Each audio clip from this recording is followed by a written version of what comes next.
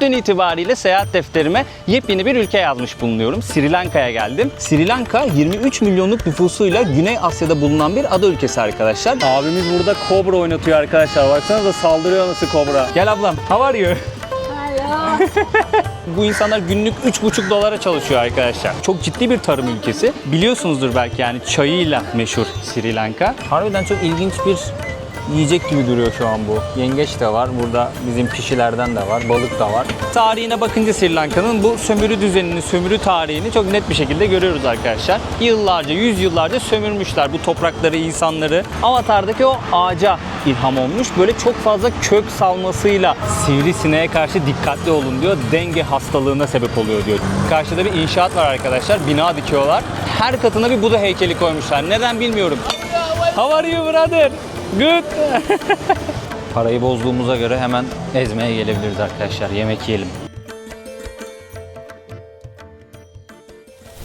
Herkese selamlar dostlar. Nasılsınız? Umarım iyisinizdir. Keyfiniz ve sağlığınız yerindedir. Beni soracak olursanız ben çok iyiyim. Dün itibariyle seyahat defterime yepyeni bir ülke yazmış bulunuyorum. Sri Lanka'ya geldim. Şu an Sri Lanka'nın başkenti Colombo'dayım. Colombo ile birlikte Sri Lanka serimiz de başlamış bulunuyor bu arada. Öncelikle burayı gezeceğiz, başkenti gezeceğiz, burayı keşfedeceğiz. Daha sonrasında ülkenin farklı noktalarına gideceğiz arkadaşlar. Köyleri gezeceğiz, kasabaları gezeceğiz, doğal güzellikleri keşfedeceğiz ve insanlarla tanışmak istiyorum, onlarla konuşmak istiyorum. Buranın insanlarını da tanıyacağız. Sri Lanka serimizle birlikte 2026 yılına da merhaba demiş bulunuyoruz. Umarım 2026 yılı tüm güzellikleriyle gelir. Herkese sağlıklı ve mutlu bir yıl diliyorum arkadaşlar. Tüm hedeflerinize ulaştığınız bir yıl olur umarım. Biliyorsunuz 2025 yılında ben de bir hedef koymuştum kendime. Demiştim ki 2025'te 300.000 aboneye ulaşacağım. Sizlere çok teşekkür ediyorum. Sizlerin desteğiyle 300.000 aboneye ulaşmış oldum arkadaşlar. 2025'in Aralık ayında ulaştık, hatta Aralık'ın ilk haftalarıydı. Dedim ki 2026 yılında da kendime bir hedef koyayım. 2026'nın ilk videosu, buradan duyuruyorum arkadaşlar. Bu seneki hedefim 500.000 abone. Sizlerin de desteğiyle umarım 2026'nın sonuna geldiğimizde 500.000 aboneye ulaşmış olacağız. Bunu da buradan deklare etmiş olayım. Hatta yorumlara yazıp sabitleyeceğim arkadaşlar bu hedefimi. Siz de o yorumun altına kendi hedeflerinizi yazarsanız sene sonunda bakarız. Kimler hedefine ulaştı, kimler ulaşamadı, ne kadar yol kat etmişiz, hep birlikte bunu görürüz arkadaşlar. Hayatta hedefler koyacağız, o hedeflere ulaşmaya çalışacağız. Bu yolculukta keyif almaya çalışacağız. Stresimizi kontrol altında tutmaya çalışacağız. Keyif çok önemli. Gerçekten hayattan keyif alabilmek çok önemli. Hedeflerimize ulaşırken keyif de alabiliyorsak ne mutlu bizlere. Hedeflere ulaşırsak yine ne mutlu. Ulaşamazsak çalışmaya devam edeceğiz. Keyif almaya devam edeceğiz diyeyim ve lafı çok uzatmadan videoya geçelim arkadaşlar. Sri Lanka seyahatimiz Colombo ile birlikte başlıyor. Colombo gezimize çok tatlı bir yerden başlıyoruz arkadaşlar. Burası şehrin ortasında, kaostan uzak. Çok tatlı bir park. Şöyle etrafı sizlere göstermek istiyorum. Vihara Maha buranın ismi. Gayet güzel ağaçlandırmışlar. Peyzaj çalışmasını çok güzel yapmışlar. Farklı ağaç türlerini görebiliyoruz burada. İnsanlar kaostan kaçmak için buraya geliyorlar. Sol tarafta hemen bir çifte kumrumuz var. Burada vakit geçiriyor. Farklı canlı dostlarımız var. Onlar da burada takılıyorlar. Gölün kenarında, etrafında takılıyor kendileri. Onları da çok rahatsız etmeden göstermek istiyorum sizlere. Ne yapıyorsunuz lan? İyi misiniz? Bak, duyuyorsunuz mu sesleri bak. Nasıl tıslayarak geliyorlar. Burada bir göl var. Sanırım yapay bir göl burası. Yapay bir göl olduğunu düşünüyorum. Göl bisikletine binenler var. Keyifli vakit geçirmeye çalışanlar var. Şuradaki köprünün yanından geçtiğimde kapalı olduğunu gördüm. Sanırım güvenlik önlemi sebebiyle kapatmışlar. Yani çok da güven vermiyor. Üzerinde yürünmez diye düşünüyorum. Tatlı bir yer burası. Yani şehrin kaosundan, sesinden, gürültüsünden kaçabildiğiniz bir yer. Tabii ki o şehrin görüntüsünü yer yer görüyorsunuz. Karşıda gökdelenler var, yüksek binalar var. Peyzaj çalışması devam ediyor. Biraz önce çim biçme makinesi açıktı. Onun susmasını bekledim. Bayağı bir gürültü yapıyordu çünkü. Abilerin biçtiği çimlerin kokusu ta burnuma buraya kadar geldi. İleride biçiyorlardı. O taze koku buraya kadar geldi. Sıcak bir gün, nemli bir gün ama hafiften böyle bir esinti de var. Estiği zaman rüzgar güzel oluyor, tatlı oluyor yani. Çünkü nemli havada, sıcak havada gezmek tahmin edebileceğiniz üzere bayağı bir yıpratıyor arkadaşlar. İnsan yoruluyor yani, enerjisini tüketiyor. Ama bizim enerjimiz yüksek. Çünkü yeni bir ülkeye geldik, yeni bir maceraya atıldık. Geziyoruz, dolaşıyoruz. Keyfini çıkarmaya çalışıyoruz, andan tat almaya çalışıyoruz. Sri Lanka 23 milyonluk nüfusuyla Güney Asya'da bulunan bir ada ülkesi arkadaşlar. Buradaki resmi diller Seylanca ve Tamilce ama gördüğüm üzere insanlar İngilizceyi de konuşabiliyorlar. Para birimi Sri Lanka rupisi. Bugünün kuruyla 1 Türk lirası 7,25 rupi, 1 Amerikan doları 309,5 rupi. Buraya gelenler genellikle ülkenin ucuz olduğundan bahsediyor. Hep birlikte gezdikçe bunu göreceğiz, deneyimleyeceğiz arkadaşlar. Şimdi ülkede farklı etnik kökenden bir sürü halk bulunuyor. Nüfusun 3'ünü Sinhala halkı oluşturuyor. Diğer kalabalık etnik gruplar, halklar ise Tamiller ve Morolar. Morolar İngilizce Moor olarak geçiyor. Sri Lanka'daki Müslüman halk arkadaşlar. Onların da yaşamını eğer bir aksilik olmazsa sizlere farklı bir videoda göstermek istiyorum. Yaşadıkları yeri gezip göstermek, anlatmak istiyorum sizlere. Burayı ziyaret etmek isteyenleriniz varsa Sri Lanka'ya e-vizeyle gelebiliyoruz arkadaşlar. Resmi siteden bir form dolduruyorsunuz. Ben açıklamalara bırakacağım o resmi siteyi. Oradan formu dolduruyorsunuz. Aşağı yukarı 52 dolarlık bir ücreti var. Onu yatırıyorsunuz. Daha sonrasında birkaç gün içerisinde girmiş olduğunuz mail adresinize e-vizeniz geliyor. Bunu kaydedin, telefonunuzda bulunsun. Bir de internette şöyle bir bilgi vardı. Kapıda vizeyle de aynı zamanda girebildiğimiz yazıyordu. Dilerseniz o yolu da tercih edebilirsiniz. Ben e-vize aldım.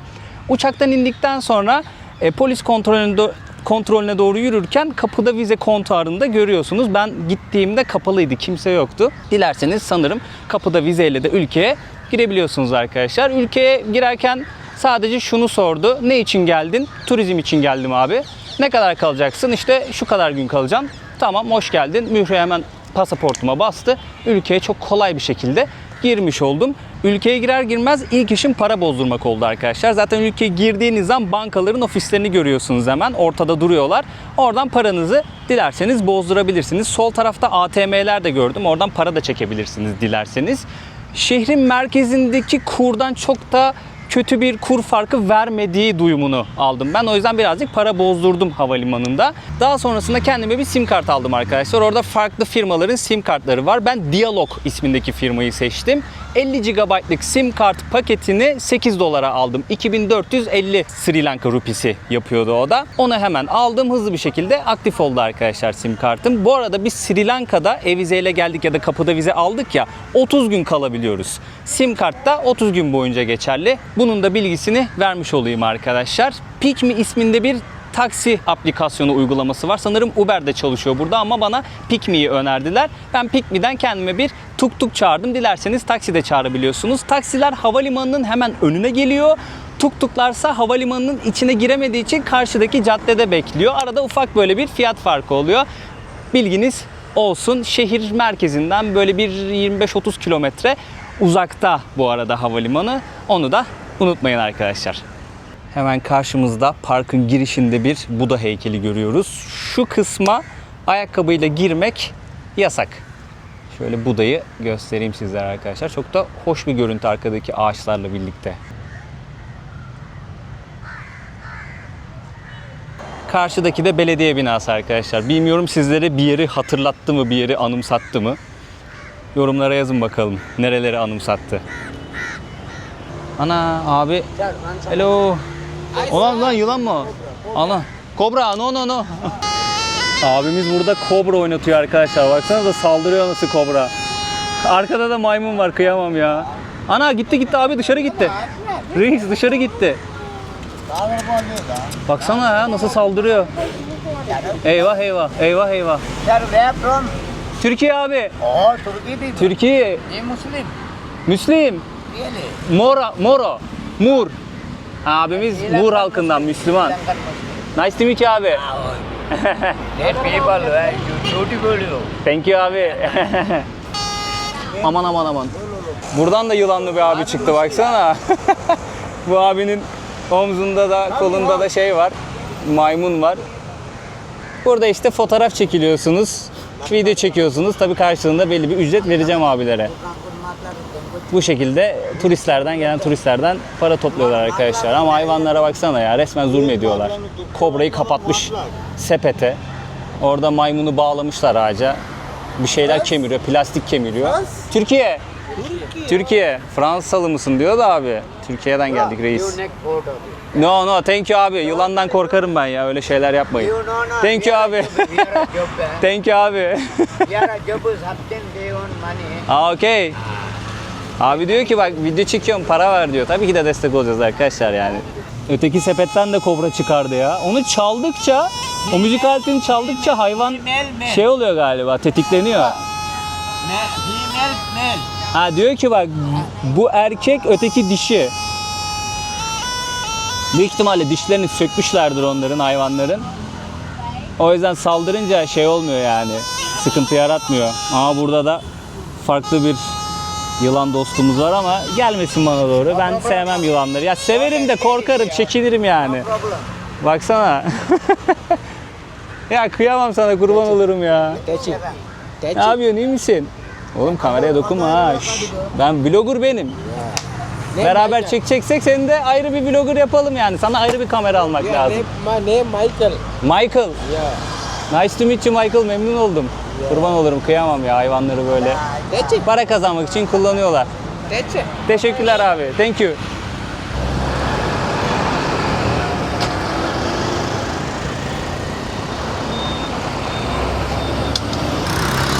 Sri Lanka'ya geldiğimden beri sokakların temizliğine dikkat ediyorum arkadaşlar. Belli başlı yerlerde çöp biriktirdikleri alanlar oluyor. Mesela şunun gibi. Çöp tenekesi çünkü çok nadir görüyorum. Bunun gibi yerlerde böyle çöp biriktiriyorlar bazen. Ama çok nadir. Çok sık denk gelmiyorsunuz buna. Genel itibariyle bu şekilde. Yani şehirde gezdiğim kadarıyla, ki daha yeni geldim, İlk intibamı söylüyorum sizlere şu an. Temiz gözüküyor. İşte tek tük yerde çöpler var, yaprak dökülmüş vesaire ama genel itibariyle daha böyle düzenli, tertipli bir yapı görüyorum. Mesela burada polisler bekliyor, onu da söyleyeyim sizlere. Polislerin beklediği bir alan. İşte bazen böyle ağaçların dibine vesairelere bırakıyorlar çöplerini. Burada da cam kırıkları bırakmışlar ki çok tehlikeli. Colombo'nun farklı mahallelerine gittikçe, farklı bölgelerini gezdikçe burası kadar temiz mi göreceğiz arkadaşlar. Ya da Sri Lanka'nın farklı bölgelerini gezdikçe harbiden burası kadar temiz mi değil mi onu net bir şekilde göreceğiz. Temizse helal olsun, değilse eleştirimizi yaparız. Yani övgüyle de bahsediyorum. Eleştiri yapmam gereken yerde eleştirimi de yapıyorum. Hangi ülkeyi gezersem gezeyim. Sonuçta sadece olumlu ve güzel yönlerini gösterirsem olmaz yani. Ama şöyle bir şey de var. Bir tane bir şeyle karşılaştım. O ülkeyi hadi göm, hadi aşağıla. Öyle bir şey yok. Yani saygı çerçevesinde gözlemlerimi aktarıyorum arkadaşlar. Abartmadan. Zaten buraya gelenleriniz vardır mutlaka, bu videoyu izleyenlerinizin arasında. Yorumlarda temizlik konusuna da değinmiştir diye ya da değinecektir diye düşünüyorum. Bu abiyle tanıştık şimdi. What is your name abi? Mango, Sri Lanka mango. No, your name. Susil, my name. Susil. Yeah. Nice to meet you abi. My name is Burak. Okay. Susil abiyle tanıştık şimdi. Meyve ikram etti bana sağ olsun. Kendisi sokakta böyle bir tezgah açmış. Ekmeğinde abimiz. Burada mango satıyor, farklı meyveler satıyor. Çok da zengin değil tezgah. Şöyle göstereyim sizlere. Ananasi. Ananas var. What is this abi? Limon sambal. Limon sambu. Yes, limon Bu sambal. limonlu bir şey mi galiba Yes, ya da this one farklı bir sauce. şey mi? Acı sos galiba, spicy sos. Yes. Şöyle göstereyim sizlere arkadaşlar. Abimizin tezgahı böyle. Ekmeğini kazanıyor burada. Gel abi gel gel. Mata vino. Gel ablam. How are you? Hello. Hi friend. Böyle kamerayı Sir guava. koyayım da. Guava. Sri Guava. Lanka. Sri Lanka. Ha guava. Yeah. Diyorum ya bir Guava. yerden adını biliyorum. Sri Lanka elması diyorlar. Guava bu Guava. meyvenin ismi arkadaşlar. Güney Amerika'da çokça yiyordum. Sir, Çok da mango. severim. Hadi ekava mata ekava. Mangosu var abimin. Bir sürü böyle. Pineapple. Pineapple. Yes. Ananasi. This one good apple. Good apple. Yeah. Different. Chuta then Different, different. Test. You said test. Oh, it's okay. This Wait, is wait. this is okay. Pineapple guava. Small one. Small one please. Okay. Sir, foreigners coming, Sri Lanka people's coming. Only same price, no difference. Thank you. No different price. Abi diyor ki buraya turistler geliyor diyor. Yerellerle aynı fiyatta yiyor. Yani farklı bir fiyat yok turistlere diyor. Kendisine güveniyorum. Ben abimizden mango ve guava. yeah. Mango ve guava alıyorum. This one Sri Lanka name. Oo abi too much, too much. Too Okay. much abi, too Okay, much. okay. No, no, too much abi. So Abi too much. Okay, okay, sir. Lunu Munaridan. So Sir, salt. Not all. Okay. How much abi? 300, sir, 300. 300. Şöyle bir plastik kasede meyve aldım arkadaşlar. Mango aldım, guava aldım. 300 Sri Lanka rupisi yani $1 diyeyim düz hesap. Abi ne diyor? Turiste de aynı fiyat diyor, yerele de aynı fiyat diyor. Yani bunu yerele 300 rupiye satıyor mudur bilmiyorum. Güveniyorum kendisine. Arkadaşlar şimdi Colombo'daki en önemli yerlerden birini ziyaret etmeye geldim. Gangara Maya Tapınağı'ndayım. Şu karşıdan bilet alıyorsunuz. Şöyle biletimi sizlere göstereyim. 500 rupi yani 1,5 dolar civarı. Şuradaki sepetlere ayakkabılarınızı bırakıyorsunuz. Buradan itibaren çorapla ya da çıplak ayakla tapınağı gezmeye başlayabilirsiniz. Burada keşiş eğitimi alan genç kardeşlerimiz var. Burası aktif bir ibadethane ve aynı zamanda eğitim de veriliyor. Keşiş yetiştiriyorlar, monk yetiştiriyorlar. Şöyle tapınağın içerisine doğru yavaş yavaş girelim. Birazcık sessiz konuşacağım çünkü burası bir ibadethane. Saygısızlık etmeyelim. Fotoğraf ve video çekmek serbest. Sadece saygılı olmamızı rica ediyorlar. Burada büyük bir Buda heykeli var. Şöyle göstereyim. Kocaman bir Buda heykeli var. Bir sürü irili ufaklı, çeşitli boylarda farklı heykeller görüyoruz arkadaşlar. Bir hikaye anlatıyorlar aslında. Hepsi farklı bir hikaye anlatıyor. Sinhala halkından bahsetmiştim arkadaşlar. Sri Lanka'nın 3'ünü oluşturan bir halk. Etnik köken olarak Sri Lanka'daki en kalabalık grup. Onlar Budist arkadaşlar. Budizm inancına sahipler. O yüzden ülkenin belli başlı yerlerinde çok önemli Budizm tapınakları var. Burada bir şey fark ettim. Buda heykellerinin yanında böyle fil dişleri oluyor. Fil dişleriyle sanki Buda'yı korur gibi bir kalkan yapıyorlar. Bunun sebebi de Sri Lanka'daki filler olsa gerek. Burada çok fazla fil var arkadaşlar. Doğal ortamında yaşayan bir sürü fil var. Umarım ilerleyen videolarda onları da göreceğiz. Burada mesela bir sürü Buda heykelleri görüyoruz. Arka tarafta yine tapınağın başka bir kubbesini görüyoruz.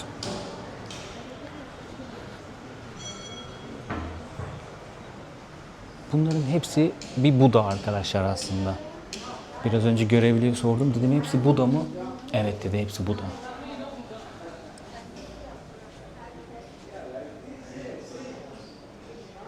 Ülkede sadece Budistler yaşamıyor bu arada. Hristiyanlar var, Müslümanlar var, Hindular var. Mesela tanıştığımız o yılan oynatan abiler var ya, onlardan biri Müslümandı. Moro halkı ya da Murda diyebiliriz. Hristiyanlarla da kuvvetle muhtemel tanışırız. Hindularla da kuvvetle muhtemel tanışırız. Bu arada Budizm yaklaşık 2500 yıl önce Hindistan'ın kuzeyinde ortaya çıkan bir felsefi düşünce arkadaşlar. Bir dini öğreti. Kurucusu Siddhartha Gautama isminde bir kişi. Ona Buda diyorlar. İnsan zihni aydınlanma ve acı üzerine odaklanan bir felsefi düşünce geliştirmeye çalışmış kendisi. Acıyı anlamaya çalışıyor, zihni sakinleştirmeye çalışıyor, şefkat ve bilgeliği geliştirmeye çalışıyor ve kendini tanımaya çalışıyor. Yani insan kendisini tanımalı. Bu çok önemli bir şey. Bunları amaçlamış bu kişi. Bu kişiye Buda diyorlar, bu öğretiye Budizm diyorlar ve bu öğretiyi takip edenlere de Budist diyorlar arkadaşlar. Tapınaklarda Budist tapınakları olarak geçiyor. Dünyanın genelinde yarım milyar insan bu felsefi öğretiyi, bu dini öğretiyi takip ediyor. Biz Güneydoğu Asya'da oldukça fazla süre vakit geçirdik.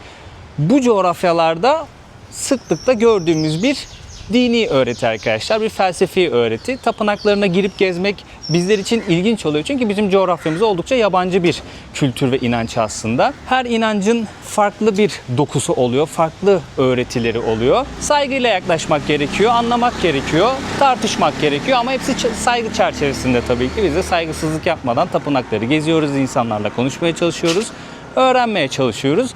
Elimden geldiğince sizlere de aktarmaya çalışıyorum ben de.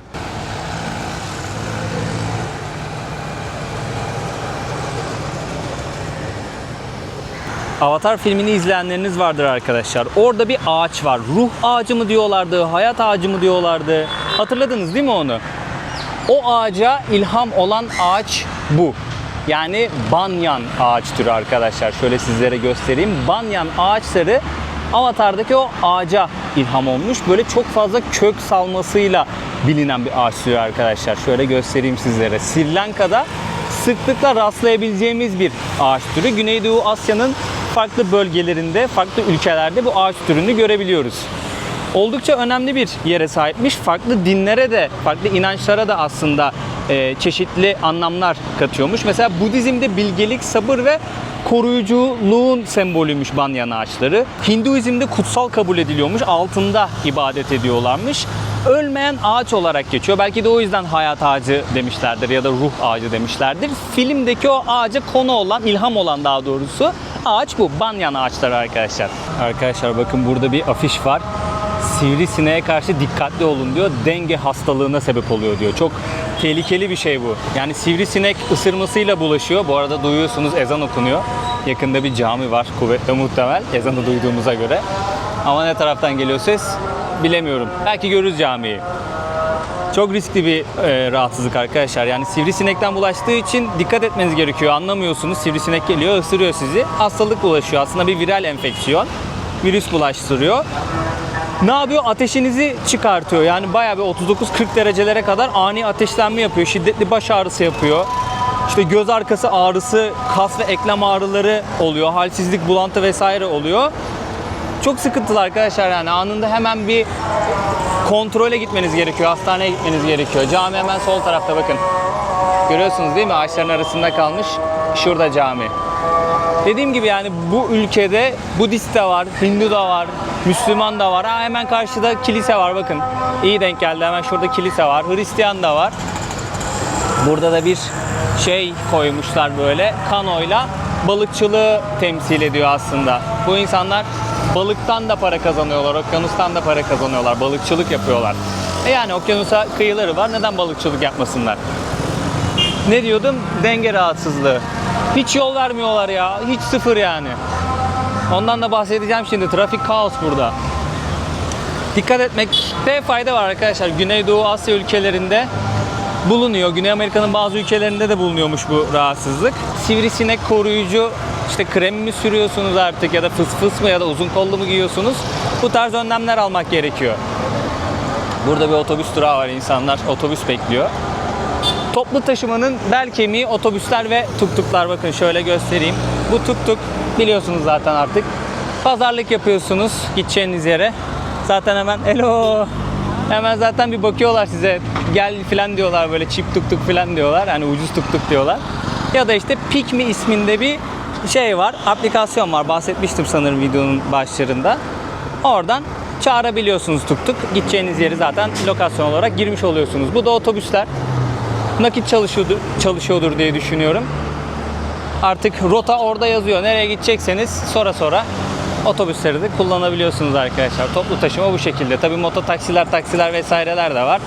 Karşıda bir inşaat var arkadaşlar. Bina dikiyorlar. Her katına bir Buda heykeli koymuşlar. Neden bilmiyorum. Hırsız girip de bir şey yapmasın diye mi? Yoksa oraya bir tapınak mı olacak? Hiçbir fikrim yok yani. Ama bayağı bir Buda heykeli koymuşlar oraya her katına. Karşıda da kilise var. Şöyle hemen göstereyim. Birçok yerde böyle ibadethane görebiliyorsunuz arkadaşlar. Daha çok tabii Budist tapınağı. Kilise de görüyoruz ama. Cami de gördük. Hindu tapınağı da görürüz kuvvetle muhtemelen birazcık gezdikten sonra. Burada da tuktukçu abilerimiz park etmiş. Müşteri arıyorlar. Genelde bu şekilde böyle düğmeler oluyor. Buna basıyorsunuz. Size yeşil yanıyor. Öyle geçiyorsunuz ama bu çalışmıyor. Bazı yerlerdeki trafik lambaları çalışıyor. Bazıları çalışmıyor. Mesela buradaki çalışıyor. Yol vermiyorlar ama kolay kolay yol vermiyorlar. Onu söyleyeyim arkadaşlar.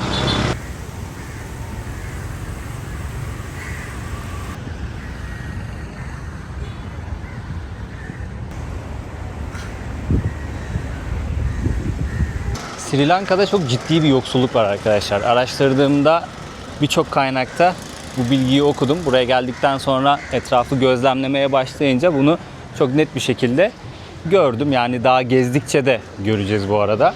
Şu an mesela bir ara sokağa girdim. Evlere dikkatlice bakmanızı istiyorum arkadaşlar. Şehrin merkezi bir bölgesindeyim. Bir mahalleye geldim. Kuvvetle muhtemel burası bir Müslüman mahallesi yanlış anlamadıysam. Yoksulluk içerisinde yaşıyorlar arkadaşlar insanlar. Çok düşük paralar kazanıyorlar. İnternette araştırma yaptığımda 27.000 rupiydi aylık kazançları, asgari ücretleri daha doğrusu. Öyle söylemem daha doğru olur. O da 87 dolar civarı bir şey yapıyor. Yani bu insanlar günlük 3,5 dolara çalışıyor arkadaşlar. 25 günden hesapladığımızda, tatil günlerinin hafta sonu vesaire çıkıyorum. 25 gün çalışıyorsun, günlük 3,5 dolar para kazanıyorsun, aylık 87 dolar para yapıyor. Yani ciddi anlamda yoksulluk içerisinde bir ömür Gördüğümüz üzere insanların evleri bu şekilde yani. Bakın bayağı bir yıpranmış. Tadilat yapamıyorlar. Tabii buranın havasından kaynaklı olarak da bir etki vardır. Ama onaramıyorlar insanlar evlerini. Ancak karınlarını belki doyuruyorlardır. Çocuklarının eğitimi ne belki para harcıyorlardır. İnternette yazan bilgiye göre eğitim ücretsiz, sağlık da ücretsiz ama tabii bunu doğrulayamadım herhangi bir kaynaktan. Birkaç kaynakta böyle yazıyordu ama resmi sitelerden vesaireden doğrulayamadım. Böyle olsa bile yine de insanlar farklı bir şekilde çocuklarına destek vermek amacıyla işte kurslar olur vesaire gibisinden eğitimlerine para harcıyorlardır diye düşünüyorum. Bu şekilde arkadaşlar yani gerçekten yoksul bir ülke. Bunu çok net bir şekilde görebiliyoruz. İstihdamın 1/4 yani %25'lik bir kısmı yaklaşık olarak tarım sektörüyle ilgileniyor arkadaşlar. Tarımdan para kazanıyor. Burası çok ciddi bir tarım ülkesi. Ve biliyorsunuzdur belki yani çayıyla meşhur Sri Lanka. Çay yetiştiriyorlar, farklı şeyler, pirinç vesaire yetiştiriyorlar. Farklı... Hello, how are you? Good. Gençler. Mahallede takılıyor gençler. Bye bye. Herkes çatpat İngilizce biliyor yani. Hello, how are you bilmem ne. Temel seviye İngilizce var yani. İngilizce bilirseniz burada rahat edersiniz arkadaşlar. Çay yetiştiriyorlar, pirinç yetiştiriyorlar. Pirinç çok önemli. Ülkenin kendi kendini doyurabilmesinde en önemli şeyi pirinç sağlıyormuş. Yani pirinç yetiştir, herkesin bir şekilde karnını doyururuz mantığıyla bakıyorlar. Çayı yetiştiriyorlar. Çok büyük bir oranda çayı ihraç ediyorlar. Çok ciddi bir döviz geliri çay Sri Lanka için. Bunun dışında hazır giyim var, tekstil var. Bu sektörlerden. Çünkü ucuz işçilik olduğu için ucuz üretim var burada arkadaşlar. Bangladeş'ten hatırlıyorsunuz. Üretiyorlar abi, dış ülkelere satıyorlar. Avrupa'ya, Amerika'ya, bilmem nereye. Markalar burada, fabrikalar bilmem neler kuruyor işte. Mal üretiyor ve satıyor onu. O yüzden de bir döviz kazanımı oluyor aslında Sri Lanka için. Bunun dışında Suudi Arabistan gibi, Birleşik Arap Emirlikleri gibi çeşitli böyle Arap Yarımadası'ndaki körfez ülkelerinde çalışan Sri Lankalılar var. Oraya iş gücü olarak gidiyorlar. Hizmet sektöründe, inşaatlarda çalışmaya vesaire gidiyorlar. O insanların kazandığı bir para var. Onu ülkelerine yolluyorlar. Bir döviz sokuyorlar aslında ülkelerine. O da çok ciddi bir döviz kaynağı olarak geçiyor. Gizli bir kaynak olarak geçiyor hatta. Bu şekilde ülkeye döviz giriyor, para giriyor arkadaşlar. Tabii bunun yanı sıra turizm de oldukça etkili. Covid'den önce böyle 4 milyon civarında insan her sene ziyaret ediyormuş Sri Lanka'yı. Covid'den sonra bu yarı yarıya düşmüş. Şimdi 2 milyonun üzerine çıkmış. Onu biraz daha arttırma peşindeler. Umarım da artırabilirler arkadaşlar. Bu insanlar için çok ciddi bir gelir kaynağı çünkü turizm. Ben onu fark ettim. Gelir gelmez insanlar yaklaşıyor. Ben işte rehberim diyor. Sana şehri gezdireyim, rehberlik edeyim, bunun karşılığında bir para ver, ya da tuktukçular yanınıza yanaşıyor, diyor ki yani tuktukla bir şehir turu atalım. Ama bu sürekli oluyor yani sürekli böyle insanlarla konuşuyorsunuz gün içerisinde. Sri Lankalılar da tatlı insanlar şimdi yani çok rahatlıkla iletişime geçiyorum hepsiyle. Onu söyleyebilirim rahatlıkla. İngilizce bilme oranı da böyle var turistten kaynaklı olarak. Çok iyi derecede diyemem ama mesela ben de İngilizcemi basit bir şekilde kullanıyorum. Bazen böyle yorumlarda bir eleştiri geliyor. Arkadaş İngilizce öğrenin öyle yurt dışına çıkın diye. Arkadaşlar biliyoruz ama karşımızdaki kişi çok temel seviye bildiği zaman ben ya C2 aksam ne olacak? Adam anlamayacak ki beni. Böyle bakacak suratıma. İletişim kuramadıktan sonra İngilizce konuşsam ne yapayım yani? Hiçbir işime yaramıyor ki. Bu arada şöyle evleri de göstereyim arkadaşlar, bakın. Ne kadar eski. Bu şekilde daha net gösterebilirim. Bu tarz evlerde yaşıyorlar işte arkadaşlar. Maalesef durum bu arka mahallelerde. Sri Lanka'nın genelinde böyle bir durum vardır diye düşünüyorum. Havalimanından şehir merkezine gelirken çünkü o gerçeklikle yüzleşerek geliyorsunuz.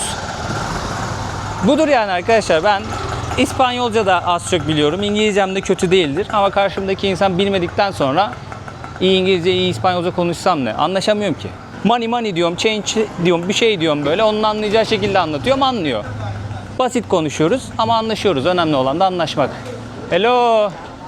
Gençler. How are you? Bakın ya, bir yanda şu tarz bir ev var. Buralarda yaşayan insanlar var. Burada birinin dükkanı. Bir yanda da gökdelenleri görüyoruz. Maalesef iki uç. Hello. Hello brother. Galle face green. How much? 300. Okay. Kardeşimizi hiç ikiletmeyelim. Şöyle sizlere tuktuğu da göstereyim arkadaşlar. Güneydoğu Asya'da oldukça sevilen bir ulaşım aracı, yerel halkın kullandığı ulaşım aracı. Ben şu an mesela pazarlık yapıp gidiyorum. Yakında bir yere gideceğim. Size göstermek için aslında bindim tuk-tuğa. Yürüyebilirdim oraya. Ya böyle pazarlık yapıyorsunuz ya da işte Pick Me isminde bir uygulama var. Oradan çağırabilirsiniz. Gittiğiniz ülke hangisi ise o ülkenin taksi aplikasyonları oluyor. Onlardan çağırabiliyorsunuz. Tuk-tuk olsun, mototaksi olsun, normal taksi olsun. Tatlı bir ulaşım aracı arkadaşlar. İnsanlar genellikle böyle tuk-tuk alıyorlar. Taksi yapıyorlar. O şekilde geçimlerini sağlıyorlar. Bu kardeşimiz de öyle yapıyor. Şöyle sizlere manzarayı göstere göstere gidelim bakalım.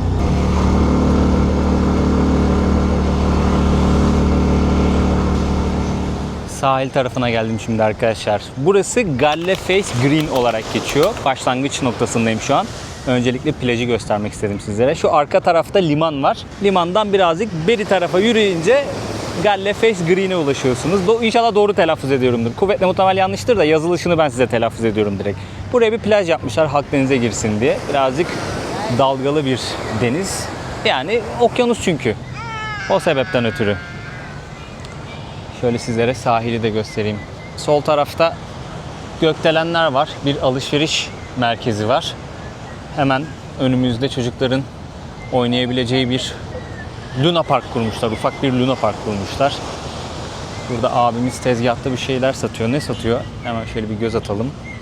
Karides görüyorum. Köfte üstü karides, hamur işi vesaire bir şeyler var. Deniz ürünü. Yufkanın ve köftenin üzerine deniz ürünü, karides marides koymuş. O şekilde abimiz ekmeğini kazanıyor. Ne kadar ilginç ya. Harbiden çok ilginç bir yiyecek gibi duruyor şu an bu. Yengeç de var. Burada bizim pişilerden de var. Balık da var. Dediğim gibi bir tarafta gökdelenler. Tabii ki de denize en yakın noktada, en iyi manzaraya sahip olacak olan ne? Zenginlerin oturduğu yerler. Gariban zaten hep ara sokağa mahkum olsun. Gariban en kötü şartlarda yaşasın. İnsan muamelesi görmesin. Hayat zenginlere güzel değil mi?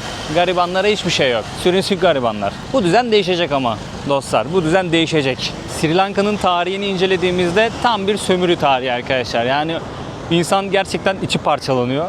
Bu coğrafyadaki birçok ülkede bu geçerli bu arada. 1500'lü yıllarda Portekizliler gelmiş, çökmüş buradaki doğal kaynaklara, insanları sömürmüşler. Zenginlikleri alıp kendi ülkelerine götürmüşler. 1600'lü yıllarda Hollandalılar geliyor. 1790'ların ortasında da İngilizler geliyorlar. Buradaki bütün zenginlikleri alıp kendi ülkelerine götürüyorlar. Sömürü işte ya, emperyalizm. İnsanları köle gibi kullanıyorlar. Açlığa, ölüme mahkum ediyorlar. Kendi ülkelerini zenginleştiriyorlar. Şirketler aracılığıyla yapıyor, donanmasıyla yapıyor, askeriyesiyle yapıyor vesaire vesaire işte sömürü düzeni.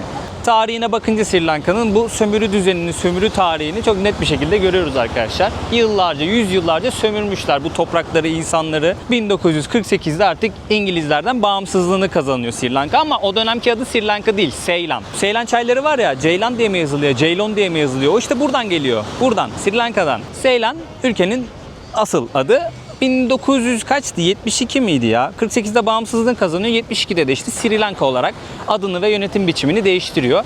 İlk bağımsız olduğunda da İngiliz Milletler Topluluğu olarak bağımsız olmuş. Yani tam olamamış da. Hatta şu anda yani bağımsız bir ülke ama yine de garibanlığa itilmiş bir ülke. Yani şu gördüğünüz gökdelenlerde yine bu coğrafyayı sömüren insanlar aslında oturuyor. Gariban nerede? O gezdiğimiz mahallede. İşte günde 3,5 dolara çalışan, ki 3,5 doların da altına çalışan bir sürü insan var aslında. Araştırdığınızda bunu net bir şekilde görüyorsunuz. Gariban hep çile çeksin, gariban sefalet. Bütün pisliği gariban çeksin, aç kalsın. Çocuklarına hiçbir şey sağlayamasın. İt gibi çalışsın, ölsün. Canının bir değeri yok ama zengin şuranın sefasını sürsün. Bak şuradan nereye izliyor hemen? Arkamızdaki okyanus manzarasını izliyor. Gün batımı zengine. Garibana ne? Garibana küflü ev duvarları. Değişecek ama bu düzen de değişecek arkadaşlar. Bakın siz inanmıyorsunuz. Çoğu insan inanmıyor ama yok abi, değişmeyen hiçbir şey yok. İnsanlık tarihi arkadaşlar. Mücadele, sınıf mücadelesi. Ezile ezile hakkımızı savunmayı öğreneceğiz yani. İnsanlık tarihi bunu öğretmiş bizlere. Haklar öyle verilmiyor ki. Kanla, gözyaşıyla, terle, mücadeleyle alınıyor yani. Buraya bir iskele yapıyorlar. Hello, how are you? Fine. Good? Everything good? Emekçi abim benim. Okay, thank you. Thank you. Bak abi, koruma yok, önlem yok, bir şey yok. Burada abilerimiz çalışıyor. Bu iskeleyi. Hello abi. Kot pantolonla çalışıyor abim ya. How are you brother? Good. Burada iskeleyi yapıyorlar. İskele tamamlandıktan sonra tabii ki halk da tadını çıkaracak. Onun için yapıyorlar. Kolay gelsin, eyvallah. Okay, okay, thank you. Thank you. Ben seviyorum böyle insanlarla Türkçe konuşmayı ya. Anlamıyorlar ama ilginç geliyor onlara. Aşağı inmişler bakın oradan. Suya ayaklarını sokuyorlar. Ha işte koloni döneminden kalan binaları da görebiliyorsunuz şehri gezerken. Öyle yapıları da görebiliyorsunuz. Uçurtma uçuruyor çocuklar. Ne zaman uçurtma görsem Uçurtma Avcısı kitabı gelir aklıma. Afganistan'da gezdik ya yakın zamanda. Hiçbir gün aklımdan çıkmadı yani Uçurtma Avcısı kitabı ve Bin Muhteşem Güneş. Müthiş iki eser yani. Gerçekten insanın kanını donduran müthiş iki eser. Okuyun. Gerçekten okuyun arkadaşlar.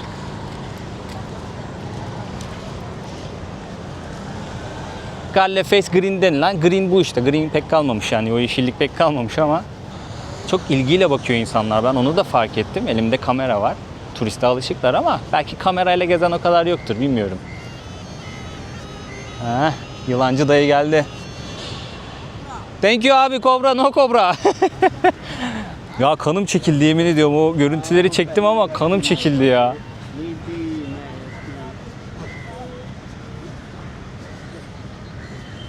Karşıda parmağımla gösterdiğim yerde bir tane kule var arkadaşlar. Lotus Kulesi olarak geçiyor. Lotus çiçeğinden esinlenerek yapılmış bir kule. Lotus çiçeği Sri Lanka için oldukça önemli bir yere sahip arkadaşlar. Yani sadece bir çiçek olarak düşünmeyin. Bir sembol. Devletin armasında lotusun motifleri varmış. Yani bayağı bir kıymet, değer gören, Sri Lanka halkı için oldukça önem arz eden bir çiçek lotus çiçeği. Budist öğretilerde de, Budizm dininde de oldukça önemli bir yere sahipmiş lotus. O yüzden burada da kıymet gösteriyorlar.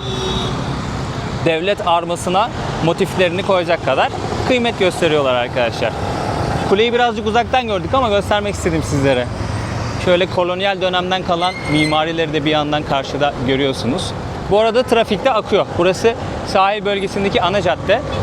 İnceden bir kaos hakim. Şimdi hakim değil desem yalan olur ama bir Bangladeş değil ya da bir Pakistan değil, bir Afganistan değil. Daha sakin bir kaos diyeyim ben size. Şöyle sizlere sol tarafı da göstereyim. Yemyeşil ya. Her yer yemyeşil var ya, o kadar güzel ki. Dün akşam ben de çok geç geldim. Havalimanından şehre ulaşmam birazcık zaman aldı. Direkt otele geçtim o yüzden. Birazcık böyle sahil tarafından geze geze getirdi beni arkadaş sağ olsun. Etrafı izleye izleye geldik. Manzarayı izleye izleye geldik. O arada gün battı tabii. Karanlık oldu. O yüzden ben de sizlerle birlikte şu an ilk defa keşfediyorum. Şu an video kayıtta, ben de ilk defa görüyorum buraları. Başkanlık Sarayı diyor. Başkanlık Sarayı olarak geçiyor haritada. Merhaba abi, hello. Abi çok gergin bakıyor, dikkatli bakıyor. Havayı yavaş yavaş karartıyoruz arkadaşlar. Işıklar da yanmaya başladı. Karşıda gördüğümüz liman bölgesinde bulunan eski bir deniz feneri. Aynı zamanda bir saat kulesiymiş. Colombo, Sri Lanka'daki limanlardan bir tanesi. Burada da abimiz var. Şöyle el salladı bana. Hello, hi. From Türkiye. Oh, Yes. Istanbul. İzmir. Nice to meet you. Nice to meet you abi. Burada tuktukçu abimiz bekliyor burada. Müşterisini bekliyor. Hayırlı kazançlar, bol kazançlar diliyorum kendisine. Burası biraz daha böyle kalburüstü gibi bir alan. Eski liman bölgesi. Zamanında burada gelip belli ki böyle iş yapmışlar, ticaretini yürütmüşler ve paralı abilerimiz, ablalarımız burada kalıyormuş. Onlar için böyle biraz daha lüks oteller, moteller, yerleşim yerleri inşa etmişler bu bölgeye. Yani gözlemlediğim kadarıyla söylüyorum. Eski bir yer, tarihi bir yer burası. Kolonyal dönemden kalan binaları vesaireleri de görebiliyorsunuz burada. Hava o kadar bulutlu ki gün batımı pek de güzel gözükmedi açıkçası. Umuyorum ki Sri Lanka'da güzel bir gün batımı izleyeceğiz. Ha burada Colombo Money Exchange diyor mesela, burada parayı bozabilirsiniz. Hatta şuradan bakayım. I want to ask how much is dollar? 1 dolar 309 rupi olarak değişiyor arkadaşlar şehir merkezinde. Havalimanında 306 idi. Bir para bozalım ya. 2000 rupi. Şöyle göstereyim. Bunlar yeni paralarmış bu arada. 5000 rupi de var ama bende yok. Belki şimdi verdiklerinde elimizde olur, onu da gösteririm. Bu 1000 rupi arkadaşlar. Paralar gıcır gıcır. 500 rupi. Şöyle göstereyim. Fark ettiyseniz arka taraftaki yazılar dik şekilde. Mesela şunu da göstereyim. 2000 rupide dik şekilde ve çeşitli figürler var. Tarihi karakterler var, hayvanlar var. 1 dolar 309 rupi. Gördünüz internette de 309,5 yazıyordu. 1 TL'de 7,25 rupi. Şöyle 50 rupiyi de göstereyim sizlere. Bakın arkasındaki figürü de göstereyim. Tarihi figür. Bu da 20 rupi. Bir de bozuk para var aslında. O şu an yanımda yok. Paralar da bu şekilde arkadaşlar. Parayı bozduğumuza göre hemen ezmeye gelebiliriz arkadaşlar. Yemek yiyelim. Burada böyle yemekler var. Mercimek görüyorum, tavuk görüyorum, orada et görüyorum. Sri Lanka'nın en meşhur yemeği olan rice and curry kalmamış arkadaşlar. Ben de kendime normal pilav aldım. Beyaz pirinç ve yanına dal dedikleri bu mercimeği aldım arkadaşlar. Bu ikisini karıştırıp yiyeceğim. Bir de şöyle pet bardak veriyorlar. Bunun sebebi de masalarda su oluyor. Şöyle göstereyim arkadaşlar suyu. Ama bu suları içmiyoruz. Neden? Çünkü bizim midemize iyi gelmeyebilir yani. Açık su, açık buz hiçbir şekilde kullanmıyoruz. Hatta buzun hiçbir versiyonunu kullanmayın. Açık su içmeyin. Her içeceği kapalı bir şekilde için derim arkadaşlar. Peçeteler de bu şekilde arkadaşlar. Yani böyle bir kağıt koymuşlar. Bunlar da peçete. Genellikle elle yiyorlar. Onu fark ettim restorana girdiğimde. Elle yiyorlar. Biz de şöyle kaşık yardımıyla dalımızı alacağız. Pirincin üstüne koyacağız ve afiyetle yiyeceğiz. 250 rupi bu arada bu. O da ne kadar yapıyor? 1 dolar bile yapmıyor yani. Şu tabak 250 rupi. Afiyet olsun. Bayağı da acı. Bayağı da acı. Şimdi ikinci kaşığı atınca ağzıma fark ettim. Bayağı acı. Noodle. Noodle. Tavuklu noodle yapıyor abimiz. Bakın arkadaşlar. Izgarada tavuklu noodle. Abi orada şovunu yapıyor. Neyse karnımızı da doyurmuş olduk. Artık bu videonun da sonuna geldik arkadaşlar. Ben ufaktan otelime doğru döneceğim. Birazcık uzun oldu video. Ben bu kadar uzun video yapmak istemiyorum artık. Çünkü genelde sıkılıyorsunuz fark ettim ama bazen böyle ayrı tutturamıyoruz. Kusura bakmayın. Gerçi sevenler de var şimdi. Keyfe göre değişiyor. Kimisi uzun video seviyor, kimisi kısa video seviyor ama sanırım böyle 30-35 dakika ya da 25-35 dakika arası daha mantıklı gibi. Burada birazcık şiraze kaçtı. Videoyu beğenirseniz, yorum atarsanız çok sevinirim arkadaşlar. Kanalıma abone olmayanlar var. İzleyip de abone olmayanlar var. Onlar da abone olup destek olursa çok sevinirim. Eşinizle, dostunuzla paylaşabilirsiniz. Bu seneki hedefi belirledik. 500.000. Sri Lanka'ya da bir giriş yaptık. Merhaba dedik. Video hakkında neler düşünüyorsunuz? Sri Lanka hakkında neler düşünüyorsunuz? Bunları da yazarsanız çok sevinirim. Daha tabii anlatılacak, gösterecek çok fazla şey var. Bu video ile birlikte bir kısmını göstermiş olayım, anlatmış olayım. Merhaba demiş olalım ülkeye. Kendinize çok iyi bakın. Bir sonraki videoda görüşmek üzere diyeyim. Belki yine Colombo'dan gelir bir sonraki video. Ona bir bakacağım. Görüşmek üzere diyeyim. Kendinize çok iyi bakın.